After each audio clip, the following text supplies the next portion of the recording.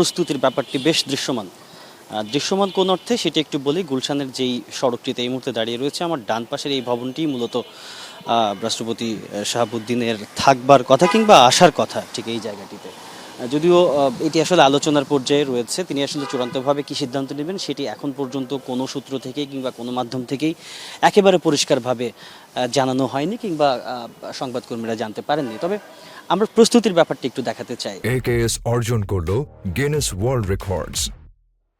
AKS এক ঘন্টারও বেশি সময় ধরে এই জায়গাটিতে রয়েছে, অর্থাৎ যখন থেকে পদত্যাগের খবর ছড়িয়ে পড়েছে, স্পিকার যখন কিনা অস্থায়ীভাবে কিংবা অনানুষ্ঠানিকভাবে দায়িত্ব গ্রহণ করেছেন, তারপর থেকে এখানে আমরা দেখতে পাচ্ছি যে বেশ এক ধরনের তৎপরতা দেখা যাচ্ছে আইন শৃঙ্খলা বাহিনী, বিশেষ করে পিজিআর সদস্যরা একটা গাড়ি করে তারা এসেছেন এবং এরই মধ্যে তারা ভিতরে প্রবেশ করেছেন, অর্থাৎ যেই ফ্লোরে শাহাবুদ্দিনের বাসা, মোহাম্মদ শাহাবুদ্দিনের বাসা, সেখানে তারা গিয়েছেন এবং এই বাসা গোছানোর কার্যক্রম যে আরও কয়েকদিন আগে থেকেই চলছে সেটি একজন নিরাপত্তারক্ষীর কাছ থেকে অনানুষ্ঠানিকভাবে সেটি জানতে পেরেছি যে এক ধরনের প্রস্তুতি কয়েকদিন ধরেই চলছে এবং নিরাপত্তার যে সার্বিক তদারকির কার্যক্রম সেটি আসলে সমন্বিতভাবে এই মুহূর্তে আসলে আমরা দেখতে পাচ্ছি যে পিজিআর সদস্যরা তারা তাদের দায়িত্ব পালন করছেন। একজন এসএসএফ সদস্যকেও আমি ভেতরে প্রবেশ করতে দেখেছি এবং একটু আগেই গুলশান থানার একটি টহল দল তারা এখানে এলেন। অর্থাৎ এই যে এই বাড়ি এবং এই বাড়ি ঘিরে সার্বিক যে নিরাপত্তা ব্যবস্থা, এক ধরনের শ্যাডো প্রোটোকল যদি বলি, এক ধরনের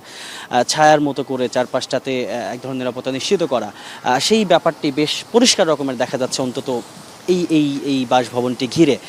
এখন পর্যন্ত সেটিই আসলে বোঝা যাচ্ছে যে অন্ততপক্ষে নিশ্চিত করা যাচ্ছে যে অনানুষ্ঠানিক হলেও সাবেক রাষ্ট্রপতি মোহাম্মদ শাহাবুদ্দিন এই বাড়িতেই আসলে উঠবেন কিংবা তার যেই শারীরিক অসুস্থতার কথা পদত্যাগপত্রে তিনি উল্লেখ করেছেন, অর্থাৎ তার যে দীর্ঘমেয়াদী চিকিৎসা প্রয়োজন সেটি আসলে তিনি এখান থেকেই কিংবা এই বাড়িতে থেকেই সেই চিকিৎসাটি তিনি আসলে গ্রহণ করবেন। সব মিলিয়ে খুব চূড়ান্তভাবে কোনো মাধ্যম থেকেই এই তথ্যটি অন্তত এখন পর্যন্ত জানানো হয়নি যে তিনি আসলে কখন কিংবা কবে এই বাসাটিতে উঠবেন কিংবা আসবেন।